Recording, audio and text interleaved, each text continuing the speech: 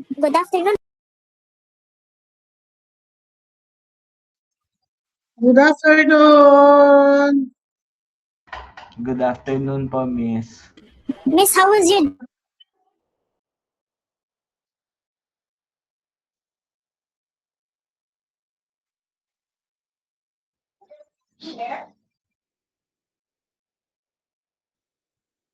Good morning.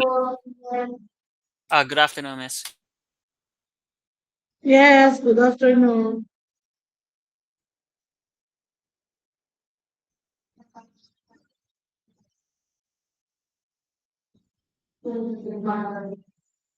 Sana all. Good morning.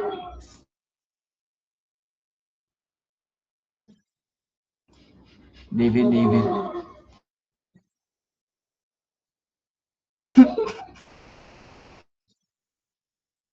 purple pot? Hi, long time no see. Ha? Long time.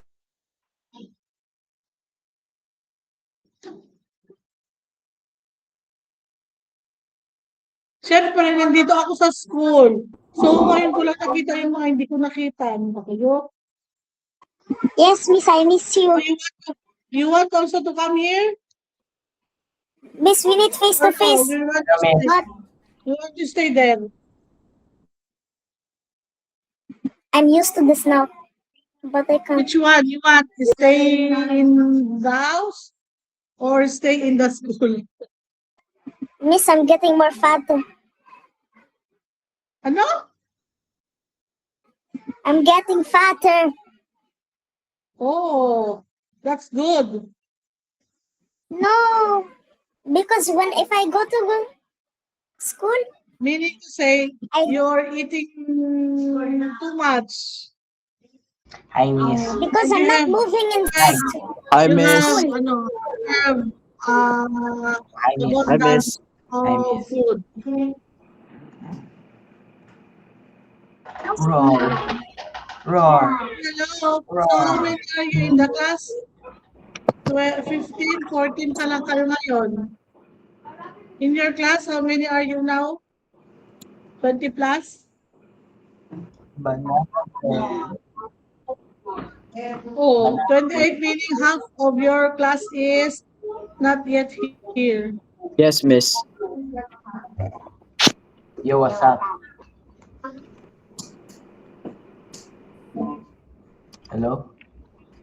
Bakit sila late? Alas 2 na. Miss, Yeah. musta po kayo, Miss? Ito okay lang. Nandito na kami sa school.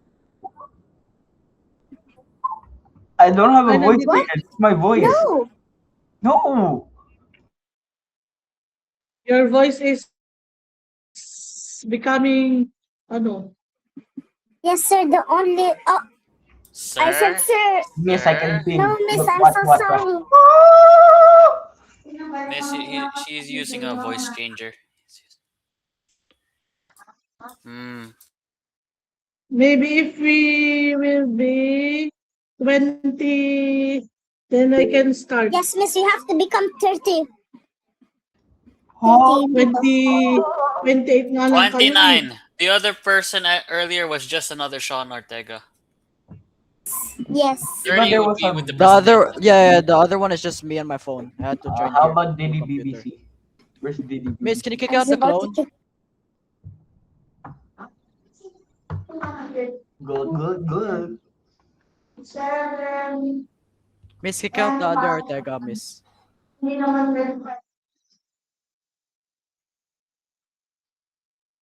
Eighteen pa lang kayo.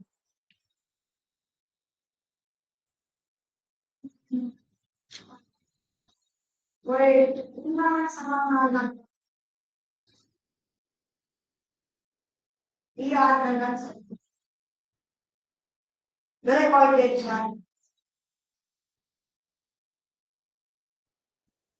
hawak ko ang bit.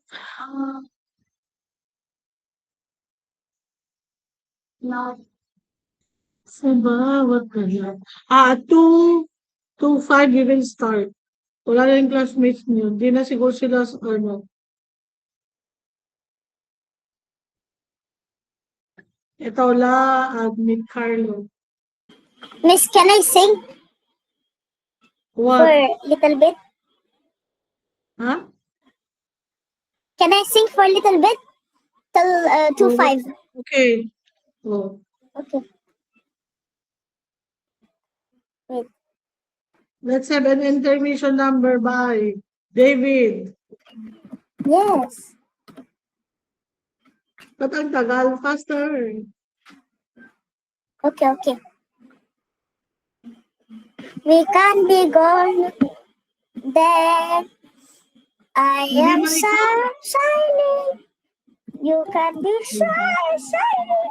Like we're born to be. What are you Oh, doing, no. David? I forgot the lyrics. Okay, you're done, Okay, okay. David? Yes, I'm done. Thank you. Okay, so let's start our class. 20, we're 20. So good afternoon. It's TLE time again.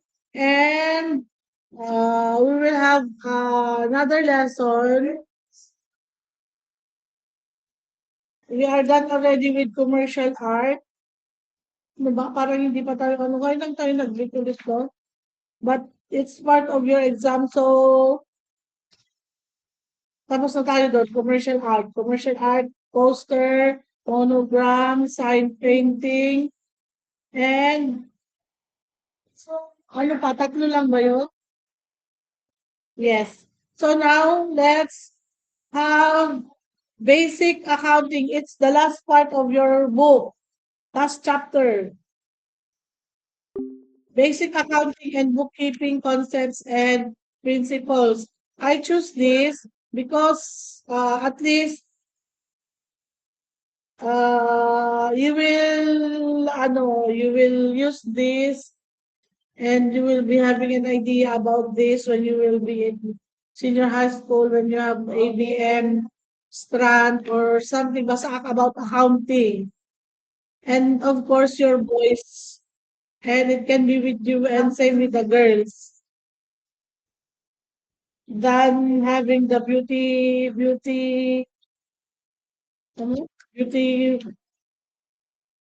something lesson.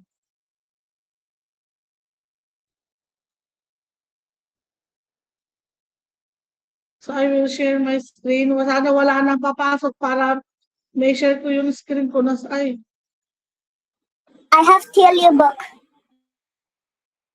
Yeah, if you have TLE book, then you can use.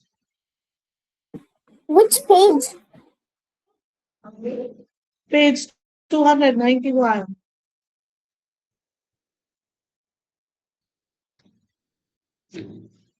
The nature of accounting and bookkeeping. So before we will proceed with the lesson proper, so I have here a situation, a problem. Okay, so imagine you were given 500 dirhams by your parents for the week. After 3 days, your money is already gone. When your parents ask, you say you don't know where it went. Tama ba yun? If your parents will ask you, then you will say you don't know where the 500 dirhams went. Hmm. Be- That's because they weren't but- good at accounting, miss. They just spend. Yeah, or maybe you just spend it in small items, right?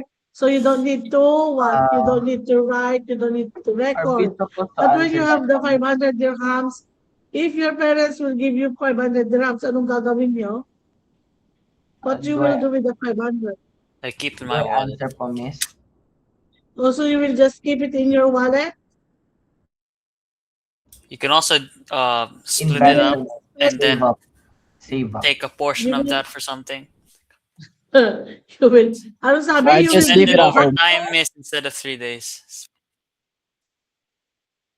Miss, I just leave it at home. I don't spend it. Okay, then you They're just, still you will just, you will save. You will save. Pero si David, give it back messenger. now, babalik na yung pera. Binibigay na ka sa'yo, babalik mo pa. Then you just keep it, maybe for emergency purposes na lang, diba? Okay, but for the others, maybe if it's not you, yung iba is if the parents will give them 500 pesos, maybe they don't know where these 500 dirhams went already because they don't know, they purchase small items and small items, they forget already where they put their money. Ano yung mga binibili-bili, right? But for businesses, diba? If you have the business, even if you have 500, you can start a business. Small business, tama? Oy. Please, answer me. Oh, like for example, example ng small business. Oh, candy. Okay. So if this 500 dirhams, you bought candies for business. So of course you need to what? You need to have a record, right? You need to list how much you spend and then later on how much you have after selling all those candies. So you need to keep on track of your money. Maybe if it's not you because you are not the treasurer or the money keeper in your house, in your family, then your parents, right? So maybe they have records. They know where this money are going because they are the ones budgeting the money. Okay. Yes, is it correct or no? Now before going to or going deeper to accounting, then let's know the history of accounting first. Accounting started. Accounting and same as bookkeeping. Bakit wala na? Nasaan na yung screen share ko? Bakit nawala? Bring the call back, change. Kasi meron palang meron na naman magpapa-admit.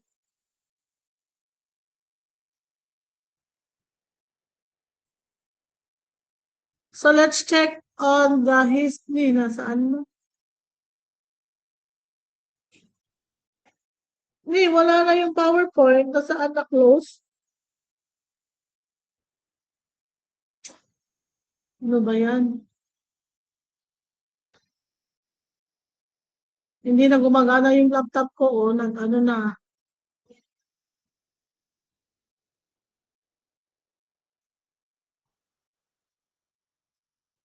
Wait lang, I will open my PowerPoint.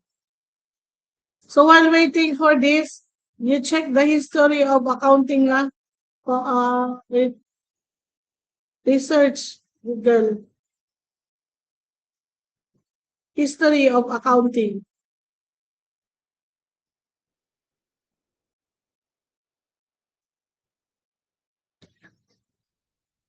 So ito na. History of accounting and bookkeeping. So first, during the ancient times, they used clay tablets for trade records. And then after that, during that Mesopotamia and Egypt, they have this early traders record, or they use the early traders record. And then after that again, they use during the Roman Empire, then they use ledgers for taxes and trade. And after that, during the medieval Europe, they used double entry bookkeeping. And then during the Renaissance and the father of accounting, who is Luca Pacioli, he introduced the double entry bookkeeping. And then during the 19th and 20th century, they used the Industrial Revolution. And then now, modern times, they use computer and software accounting. So this is the history of accounting and bookkeeping. Siyempre, before wala pang technology, so sulat muna. But now, they use computer and software accounting na. So that's this. And then the father of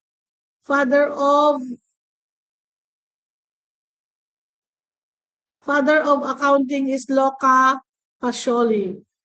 Why is called the father of accounting? Because in 1494, he wrote a book titled Summa de Arithmetica.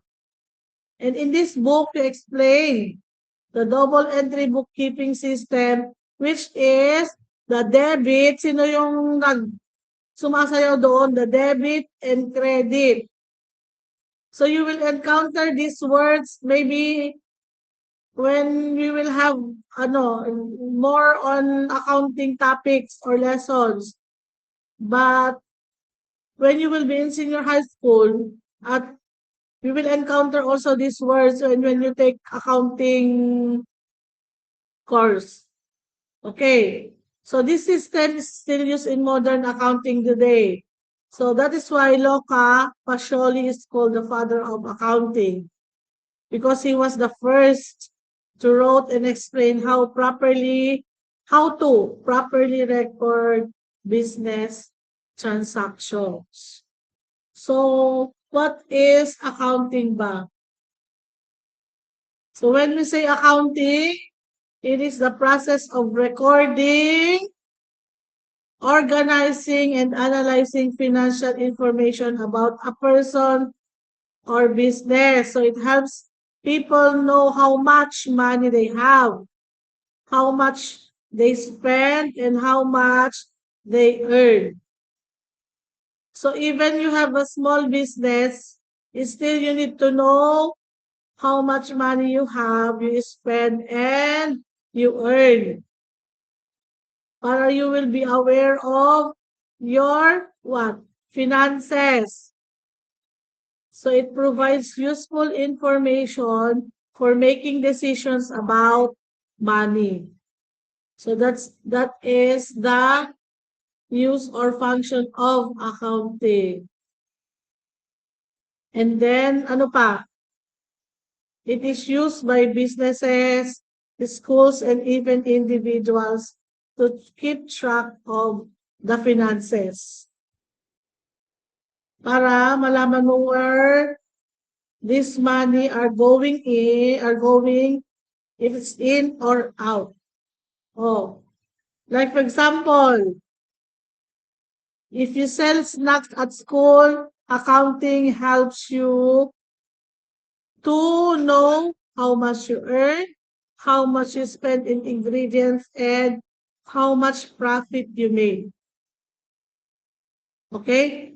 So even it's not only in school, even outside, in your community or in your place. So it will help you to know how much money you earn, the money you spend, and the profit you will have. Okay. So in bookkeeping,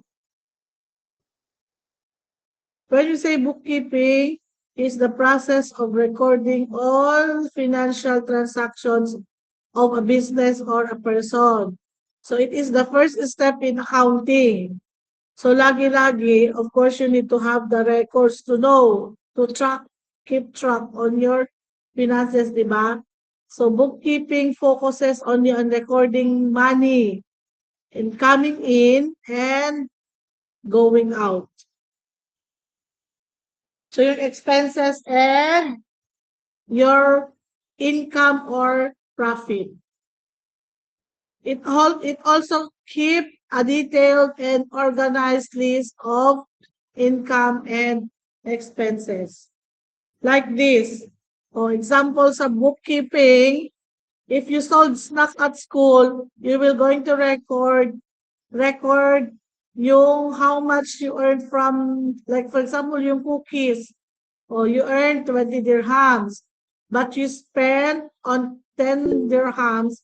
So you will also going to record the ingredients you spent for that. I-record mo din. And then, makikita mo na agad how much you have earned, di ba? So, sabi nyo nga na they have earned 10 dirhams for that cookies. So, that's it. So, difference between accounting and bookkeeping.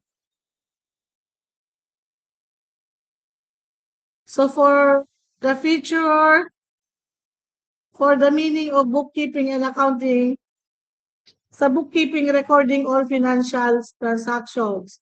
Accounting, recording, classifying, summarizing, and analyzing financial information. So, nandun na lahat. Ang bookkeeping, ano lang siya, focus lang siya sa record. Ano yung purpose ng bookkeeping? Keep a detailed record of money coming in and coming out. And then sa accounting, ang purpose is help make decisions based on financial information. So, like for example, in your business, makikita mo kung are you having profit or no. Pero pag wala na, then better to what? Better to close your business, of course. Wala ka palang profit eh. Or you can adjust. Diba? Then, the focus of bookkeeping is only on recording. While in accounting, it's on interpreting and understanding the financial data. Sa complexity naman, simple lang at routine ang pag-record sa bookkeeping. Diba? I-record mo lang naman, so very simple. Pero sa accounting, more detailed and analytical. Example dito, sa bookkeeping, writing down sales and expenses. Sa accounting, you will prepare a report to see profit or loss. So yung mga accountants, di ba, that's their work. Inform their manager. What is the standing of the business? Kung mababankrupt na ba or still keep going. Sabi nila. Okay. So, accounting versus bookkeeping, ito yan. So, ang simplest term to understand is recording, ang accounting, understanding. Okay, so in accounting, so when you say accounting, it always refer to business, di ba? Am I right? Yes or no? Are you still there? Yes, miss. Okay. So, in the business, we have what? Transaction. So, what is meant by business transaction? What is business transaction?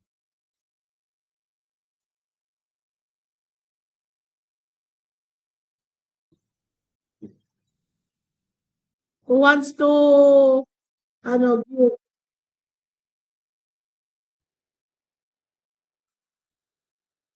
What is about business? What is business transaction? Yes, sino yan? David.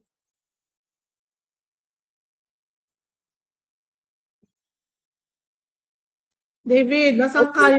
Yan. So I know what's transaction, but I'll try telling what's business transaction. Okay, so I think it's like an exchange of goods and services. Yes, that's correct. It is an exchange of goods and services. And Like, for goods and services, ano yung ipapalit pa? like buying products from a supplier or selling Okay, yes. items to customers. Oh, how about Rafael? So basically, business transaction is like a trade between two people, the seller and the buyer. Yes, that's also correct. And how about Sid? I think it's the in and out of transactions from other companies and products. Okay. So in addition to that, it is expressed in terms of money. Diba? Kaya nga may business, pera, pera, pera. It involves money. Okay. So in here, in business, there are 3 types of business organizations. We have the first one is sole proprietorship. So when we say sole proprietorship, it refers to what? Refers to? Yes, Sean. The only owner of a company. Like the Okay. only owner. Yes. So, sole proprietorship means mag-isa lang. Kaya kasi tinawag siya na sole or proprietor. Siya lang ang may-ari ng business. Wala siyang kahati. When you were in grade 4, do you still remember? Did we discuss or did we tackle about entrepreneurship? Ayan. So Sir, when we had entrepreneurship, we discussed this business organizations, right? Tama? So, do you still remember about this? O si James na okay daw. Meaning to say, still, you remember the business organizations. And then, for sole proprietorship,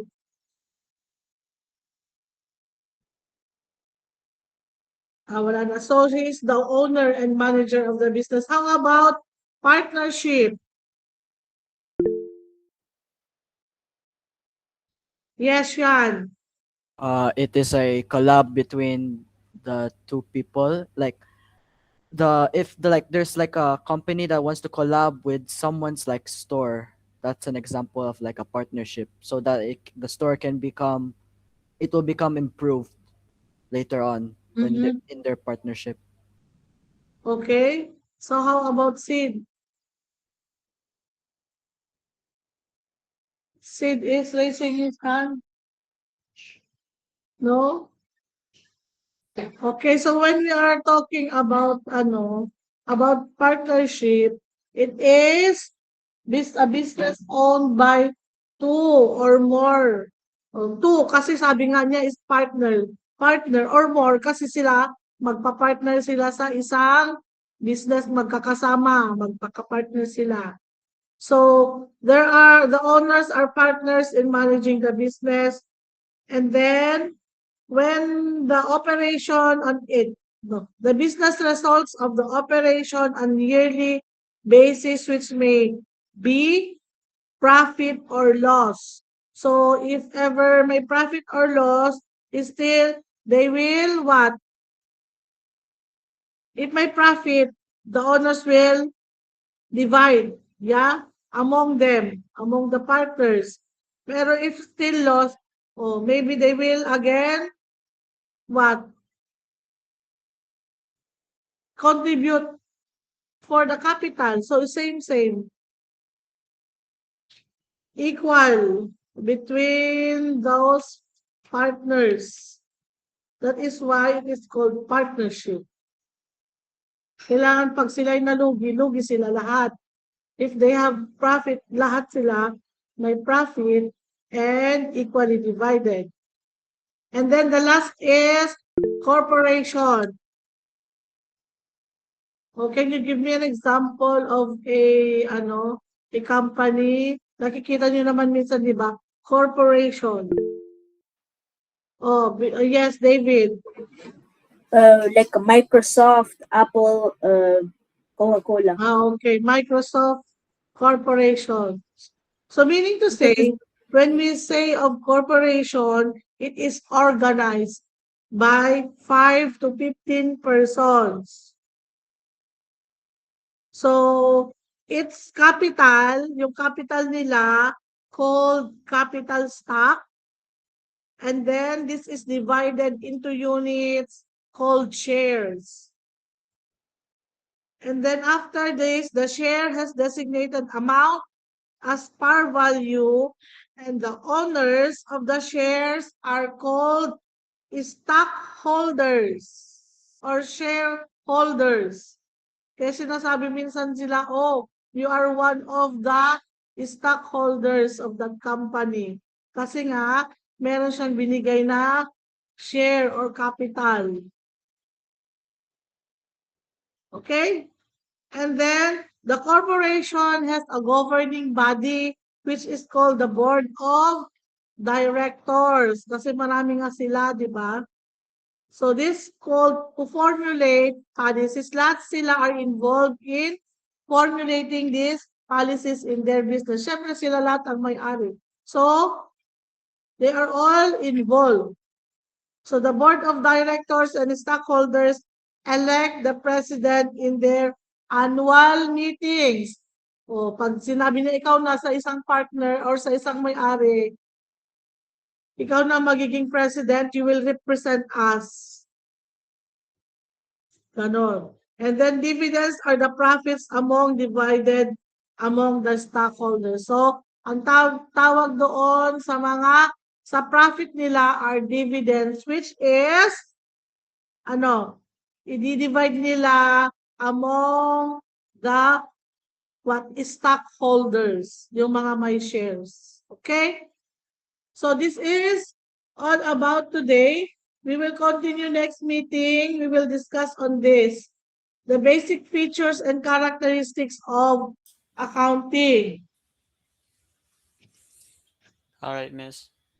So you will encounter more on accounting terms na until now, ginagamit pa rin sa company because that is part of the accounting process. Okay.